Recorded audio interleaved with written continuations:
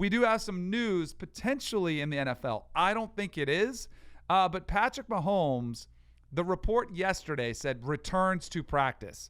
And Andy Reid has not ruled him out for Sunday.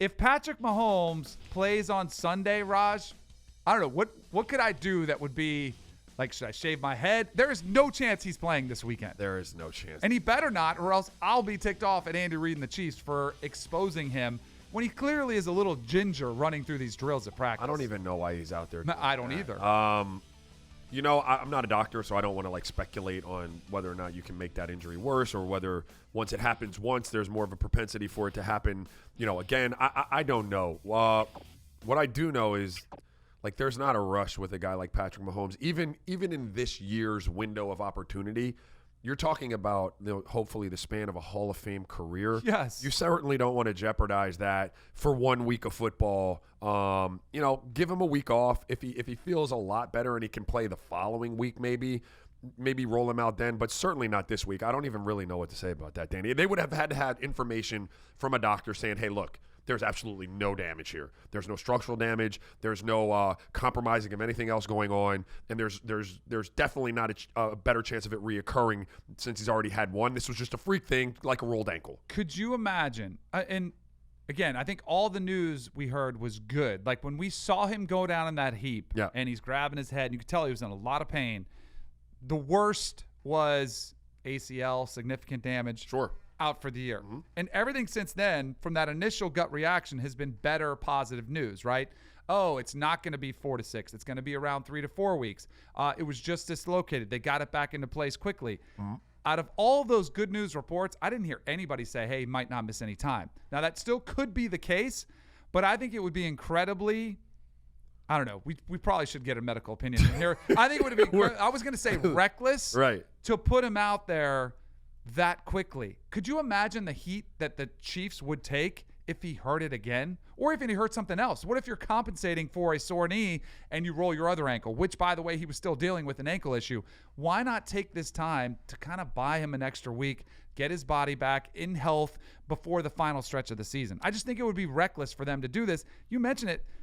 He financially has a lot at stake, but the Chiefs themselves, they have a lot at stake because this is the future of their franchise, not for the next couple years. Right. You're hoping he's the next 10 years. So why risk that early is my big question. I have no idea. If you're talking about a playoff game, Danny, or, a game that would have playoff ramifications right before the playoffs and you had to win it. Yes, something different like that. Story. Right now, one game early in the season, it doesn't make a lot of sense. Yeah, the only thing I will say is when the report came out yesterday, it said he's at practice. I was like, well, what does that really mean? And then you saw it. He's kind of walking through drills, handing off. I was a little bit surprised he had his pads on and his helmet.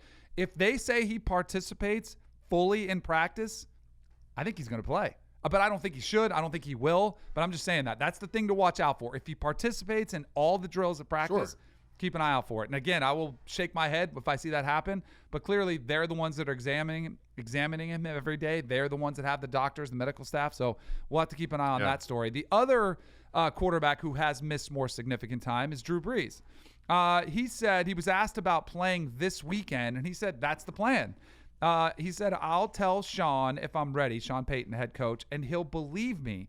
The Saints are 5-0 with Teddy Bridgewater. He's thrown 9 touchdowns, 2 interceptions, proved more than capable. This is another situation I would look at as we're looking at some video of Brees looking pretty healthy. This is his thumb, not his legs, so his legs will look fine there. But why not sneak another week when you're playing against the Cardinals, who are a team that you should be able to beat without Teddy Bridgewater, with Teddy Bridgewater and without Drew Brees? Buy yourself an extra week of time, and then you have a bye week. Then you bring them back for the Falcons and kind of take on the back end of your schedule. Again. Are you perplexed by this one too? Or? I am. I get it. Like, you want to play. It's an interesting dynamic when you're sidelined and your backup is in there and they're rolling with your backup. And your backup is experiencing some success. Like, you're already a competitor and you want to be out there for your team doing what you love to do.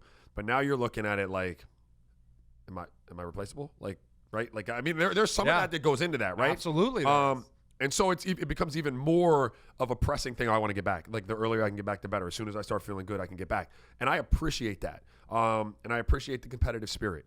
This one, because of the bye week coming up after it, makes absolutely no sense. It makes no sense whatsoever. Teddy Bridgewater's 5-0. Yep. They're going to be fine. Your job is going to come back to you. You're Drew Brees. Let's get one more week in the bag. And even if you're healthy right now and you're 90%, theoretically, we could have you at like 98% after the bye week. We're going to do that. And I'm not asking you if I'm the franchise. I'm not. Drew, we love you, bro. And this isn't a demotion, but this is what we're going to do just to protect our season. We're going to sit you down one more week, get you through the bye week. The job's yours again, and let's go ahead and win a Super Bowl. I think the one thing we can do sometimes in this business is assume wins are easy. Now, like, hey, you can win with Teddy Bridgewater. You have won with Teddy Bridgewater. Exactly. That's the thing. They are a 10-point favorite against the Cardinals. They are significantly better. But this is one, too, where you don't even put it on the quarterback and say, hey, we've been winning because we've been playing great team football. So let's keep that rolling. They do, I'm sure it's important to them. They do realize the importance of playing at home throughout the playoffs. They probably want to hang on to that. But again, have the sense of urgency around everybody else. If you want to win a Super Bowl, your best chance is Drew Brees, and Teddy Bridgewater's played awesome, but you don't want to be in that position. Was that even a real football he was throwing?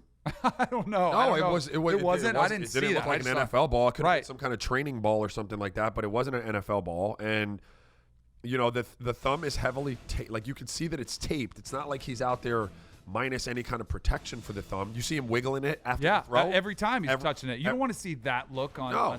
Look, boom, watch the ball. thumb. Like, he starts wiggling it. Like, it's just, that's a real ball? Yeah, I think it's a real ball. Look at him with the thumb. You see him moving the thumb? Yes. Like, it's still something that's bothering him that he's thinking about. Wait Right. another week. You buy 2 extra weeks there.